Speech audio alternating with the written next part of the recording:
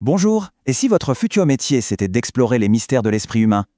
Aujourd'hui, on plonge ensemble dans l'univers vraiment fascinant du neuropsychologue.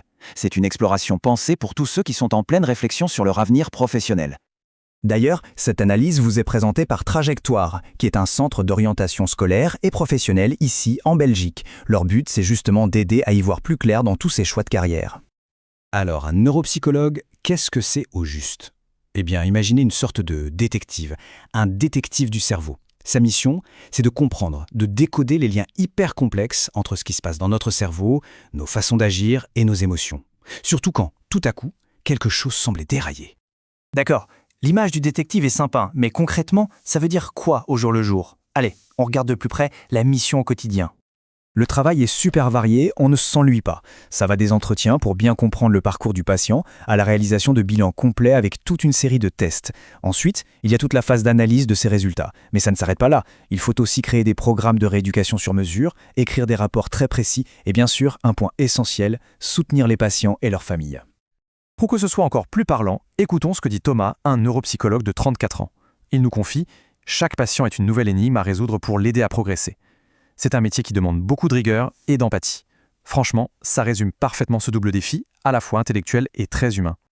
Et une journée type, alors ça ressemble à quoi? Souvent, le matin est dédié aux consultations et au bilan, c'est vraiment la phase d'évaluation. L'après-midi, on passe plus à l'action avec les séances de rééducation et les réunions avec les autres professionnels de l'équipe.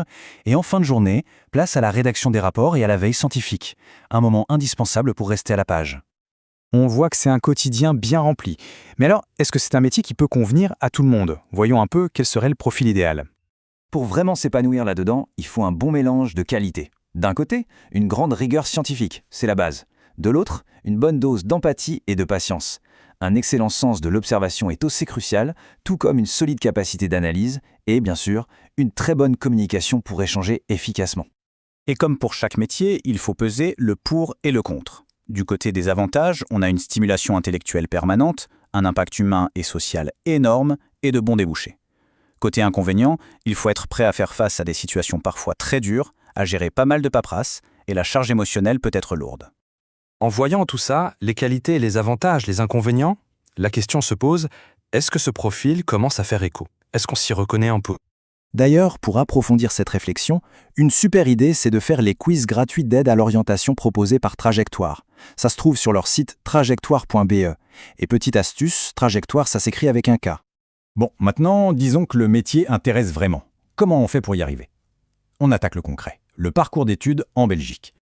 Alors, tout commence après les études secondaires. Une fois le fameux CESS en poche, de là, on part pour un bachelier de 3 ans en sciences psychologiques. Ensuite, on enchaîne avec un master de 2 ans en choisissant la spécialisation en neuropsychologie. Mais attention, ce n'est pas tout à fait fini. Pour pouvoir exercer, il faut encore s'inscrire à la commission des psychologues et obtenir son visa. Et ça, c'est un point super important à retenir. Un master, donc un bac+5, et ce fameux visa du SPF santé publique sont absolument obligatoires. On ne peut pas pratiquer en tant que psychologue clinicien sans ça en Belgique. C'est vraiment un gage de sérieux et de reconnaissance de la profession. Ok, une fois le diplôme et le visa en main, que se passe-t-il? Quelles sont les perspectives? C'est le moment de parler carrière et débouchés. Question salaire, pour donner une idée, un débutant qui travaille en institution peut s'attendre à un salaire brut mensuel entre 2500 et 2900 euros. Avec l'expérience, bien sûr, ça évolue et la fourchette passe plutôt entre 3200 et 4500 euros. Quelques chiffres intéressants pour se faire une idée du paysage en Belgique. C'est un métier exercé à 85% par des femmes. Le secteur est en pleine croissance, avec environ 8% de croissance par an, et on compte à peu près 1500 professionnels en activité. Et voilà un chiffre qui devrait rassurer sur les débouchés. 90%. C'est le taux d'insertion professionnelle dans les 18 mois après avoir eu son diplôme. Ça montre bien que la demande est là, surtout dans les hôpitaux ou les centres de revalidation. Pour conclure, on peut dire que le métier de neuropsychologue, c'est un véritable voyage au cœur du cerveau. C'est un défi de tous les jours qui mélange science et humanité. La question finale, c'est donc, est-on prêt à se lancer dans l'exploration de ce qui est, peut-être, le plus grand de tous les mystères ?